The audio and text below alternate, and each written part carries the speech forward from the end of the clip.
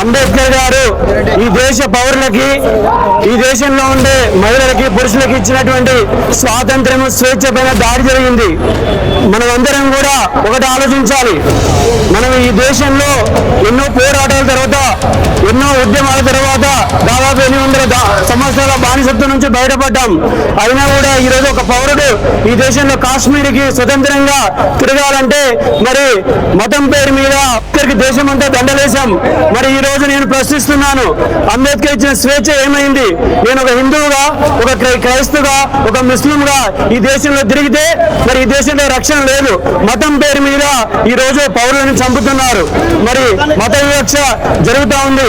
ఈ రోజు దేశంలో ఎంతో మంది, చాలా మంది రాజ్యాంగం గురించి మాట్లాడుతున్నారు. కానీ హిందువులందరిలో ఒక లోపం ఉంది, మీరు గమనించాలి. మీలో స్వేచ్ఛాయుత భావాలు బయటికి రావాలి. మీ స్వేచ్ఛకు భంగం జరిగినప్పుడు మీరు ప్రశ్నించాలి. కులాలకు అతీతంగా, మతాలకు అతీతంగా కేవలం ఇది మానవునికి, ఈ భూమిపైన జన్మించిన ప్రతి మానవునికి స్వేచ్ఛ ఉంది. ఎక్కడైనా తను స్వతంత్రంగా తనకి నమ్మిన సిద్ధాంతాన్ని, నమ్మిన ఆలోచనల్ని ప్రచారం చేసుకుని తను బతికే హక్కు ఉంది. ఆ హక్కు పైన దాడి జరిగింది కాబట్టి ప్రతి ఒక్కరు కూడా గమనించి మరి మన హక్కుల కోసం పోరాడాల్సిన అవసరం ఎంతో ఉంది. భారత్ మాతాకి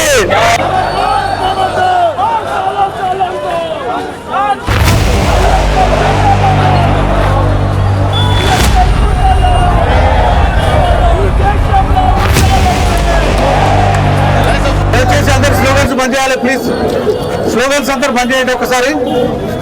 భారత్ మాతాకి, భారత్ మాతాకి జై శ్రీరామ్. భారత్ సాలంకు, భారత్ సాలంకు. ప్రియమైన హిందూ బంధువులారా, దేశ ప్రేమికులారా, జాతీయవాదులారా, ఎవరైతే ఈ దేశంలో సెక్యులర్, సూడో సెక్యులర్ ఉన్నారో ఇవాళ కన్ను తెలవాల్సిన అవసరం ఉన్నది. సెక్యులర్ పేరిట ఈ దేశంలో అందరము సమానమే, అన్ని మతాలు సమానమే అన్నటువంటి యొక్క సూడో సెక్యులరిస్టు వాదులకు హెచ్చరిస్తూ ఉన్నాం. ఇలా కనువిప్పు కలగాలి. దేశంలో ఏమి జరుగుతూ ఉన్నది అనేటువంటిది గుర్తు చేసుకోవాల్సిన అవసరం ఉన్నది. పహల్గామ్లో జరిగినటువంటి యొక్క ఉదంతం, రాక్షసత్వం, క్రూరత్వం ఏదైతే ఉన్నదో, ఇలా టెర్రరిస్టుల పేరిట మతోన్మాదులు జరిపినటువంటి హింసాకాండ ఏదైతే ఉందో, ఇలా భారతదేశం యావత్ ముక్త కంఠంతో ఖండించాల్సిన అవసరం ఉన్నది. మనకు తెలుసు, ఈ దేశంలో ఎవరైతే సెక్యులర్ పేరిట, ప్రజాస్వామ్యం పేరిట ఈ దేశ ప్రజాస్వామ్యాన్ని కూని చేయాలనుకుంటున్నారో వాళ్ళందరూ ఒకసారి అర్థం చేసుకోవాల్సిన అవసరం ఉన్నది. ఈ జరిగినటువంటి మారణకాండ దేని మీద జరిగింది? టెర్రరిస్టులకు మతం లేదు, ఉగ్రవాదులకు మతం లేదు అన్నటువంటి వాళ్ళు ఇవాళ మతం పేరిట ఐడెంటిటీ కార్డు చూసి బట్టలు విప్పి నీ ఏ కులస్తుడవు, ఏ మతస్థుడవు అని చెప్పి అడిగి చంపినటువంటి ఉదంతాన్ని నిన్న మనం కళ్ళారా చూస్తాం. ఇదంతా మనకు కనువిప్పు కావాల్సిన అవసరం ఉంది. ఇలా ఇంత దుర్మార్గంగా పాకిస్తాన్ ప్రేరిత తీవ్రవాదులు లష్కరే తోయిబా గాని టీఆర్ఎఫ్ అనేటువంటి ఒక కొత్త ఫ్రంట్ ఏదైతే ఉందో, ఇవాళ నరేంద్ర మోడీ నాయకత్వంలో వచ్చినటువంటి ప్రభుత్వం 370 ఆర్టికల్ రద్దు చేసిన తర్వాత ఏదైతే జమ్మూ కాశ్మీర్ అందాల కాశ్మీర్ గా ఉన్నటువంటి ఒక కాశ్మీర్ లో అగ్ని గోళంగా ఉన్నటువంటి కాశ్మీర్ ని ఇలా పర్యాటక కేంద్రంగా తీర్చిదిద్దినటువంటి ఒక ఘనత నరేంద్ర మోడీకి దక్కినటువంటి పరిస్థితిలో దేశంలో ఉన్నటువంటి వాళ్ళు, ప్రపంచంలో ఉన్నటువంటి వాళ్ళు అనేక మంది అందాల కాశ్మీర్ తిలకించాలని పర్యాటకులు వెళ్తే ఇవాళ పర్యాటకులకు పొట్టెరబెట్టుకున్నటువంటి ఒక దుర్మార్గమైనటువంటి చర్య ఒడిగట్టినటువంటి ఒక నీచమైనటువంటి దేశం ఈ ప్రపంచంలో ఉందంటే అది పాకిస్తాన్ ఒక్కటే. ఈ దేశంలో ఉన్నటువంటి ముస్లింలు కానీ, ఈ దేశంలో ఉన్నటువంటి క్రిస్టియన్స్ కానీ అర్థం చేసుకోవాలి. ఈ దేశం భిన్నత్వంలో ఏకత్వం, అందరం కూడా భారతీయం. ఈ యొక్క జాతీయ భావాన్ని కలిగినటువంటి యొక్క ఈ గడ్డ మీద పుట్టి ఈ దేశంలో ఉన్నటువంటి నీళ్లు రావటం, ఈ దేశం తిండి తింటూ ఈ దేశాన్ని ప్రేమించకుండా మన దేశాన్ని ప్రేమించేటువంటి యొక్క మూర్ఖులను మనం హెచ్చరిస్తూ ఉన్నాం. ఖబర్దారని. కాబట్టి ఈ యొక్క చర్యలు తీవ్రంగా ఖండిస్తా ఉన్నాం. ఇప్పటికీ భారత ప్రభుత్వానికి మేము వెన్నుదన్నుగా ఉన్నటువంటి యొక్క నినాదాన్ని మనం ఇవ్వాలా. నరేంద్ర మోడీ గారికి మోరల్ సపోర్ట్ ఇవ్వాలి. ఏ చర్య తీసుకున్నా కూడా మనమంతా కూడా ఈ ప్రభుత్వానికి, కేంద్ర ప్రభుత్వానికి వెన్నుదన్నుగా ఉంటామనేటువంటి విశ్వాసంతో మనం ట్రీట్ చేయాలి. మన యొక్క డిమాండ్ అంతా కూడా పాకిస్తాన్ తోటి దౌత్య సంబంధాలు రద్దు చేసుకోవాల్సిన అవసరం ఉంది. పాకిస్తాన్ తోటి వాణిజ్య సంబంధాలు రద్దు చేసుకోవాల్సిన అవసరం ఉంది. పాకిస్తాన్ తోటి భారతీయ క్రికెటర్లు ఎవరు కూడా క్రికెట్ ఆడరనేటువంటిది కూడా మన యొక్క డిమాండ్.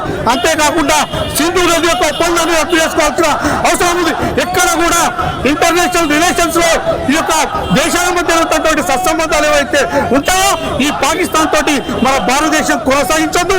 అయినా కూడా పీఓకేను వెంటనే భారత ప్రభుత్వం పాకిస్తాన్ మీద యుద్ధాన్ని ప్రకటించి మన యొక్క పాక్ ఆక్యుపైడ్ కాశ్మీర్ ఏదైతే ఉందో దాన్ని ఆక్రమించుకోవాల్సిందిగా మనం అందరం కూడా డిమాండ్ చేయాలి ప్రభుత్వాన్ని. ఒక్కసారి ఈ యొక్క కార్యక్రమం ఏదైతే జరిగిందో, ఏదైతే చర్య జరిగిందో జమ్మూ కాశ్మీర్ లో, దానికి నిరసనగా ఈరోజు మనము ఇక్కడికి సమావేశమైనాం, ఈ ర్యాలీ నిర్వహించాం. కానీ ఒక్కసారి మనం ఆలోచించాలి, ఈ పరిస్థితి ఎప్పటి నుంచి వచ్చింది, మన ఇళ్ళలు ఎక్కడి నుంచి ఎక్కడి వరకు వచ్చినాయి. ఎక్కడో ఆఫ్ఘనిస్తాన్ లో ఉండాల్సినటువంటి మన ఇళ్ళలు క్రమక్రమంగా తగ్గుకుంటూ భారతదేశం యొక్క పరిస్థితి చిత్రపటం మారుతూ ఈ 2025లో మనం ఎక్కడున్నామో ఒక్కసారి ఆలోచించాలి. ఇవాళ హిందువులు కడుపు కాలి హృదయం పగిలి దేశవ్యాప్తంగా నిరసనలు చేపడతా ఉన్నారు. అందులో భాగంగా ఇవాళ వికారాబాద్ లోని హిందూ బంధువులందరూ కూడా కలిసి రావడం జరిగింది. నిన్న పశ్చిమ బెంగాల్, మొన్న తిరుపతి, అంతకుముందు హైదరాబాద్ దేవాలయాల పైన దాడి కావచ్చు, ఇలా అడుగడుగున ఈ 6 నెలల కాలంలో హిందువులు రోడ్డుపైకి వచ్చి ఎన్నిసార్లు నిరసనలు చేయాల్సి వచ్చిందో, ఎన్నిసార్లు ధర్నాలు చేయాల్సి వచ్చిందో, ఎన్నిసార్లు ఆవేదన వ్యక్తపరచుకోవాల్సి వచ్చిందో, ఈ దేశంలో హిందువుల పరిస్థితి ఏంటని గొంతు విప్పి అడగాల్సి వచ్చిందో, ఇంట్లో ఉండేటటువంటి గృహిణులు సైతం మాలాంటి వాళ్ళందరూ ఇవాళ రోడ్డు మీదకి వచ్చి అయ్యా రేపటి రక్షణ ఏంటి, ఇవాళ మా పరిస్థితి ఇట్లా ఉంటే రేపటి హిందువుల యొక్క భవిష్యత్ ఏంటి, రేపు మా పిల్లల పరిస్థితి ఏంటి అని అడగాల్సి వస్తున్నటువంటి పరిస్థితి గమనిస్తే ఒక్కసారి హిందువులంతా ఆలోచించాల్సినటువంటి పరిస్థితి ఉన్నది. ఇక్కడ 2 ప్రశ్నలు.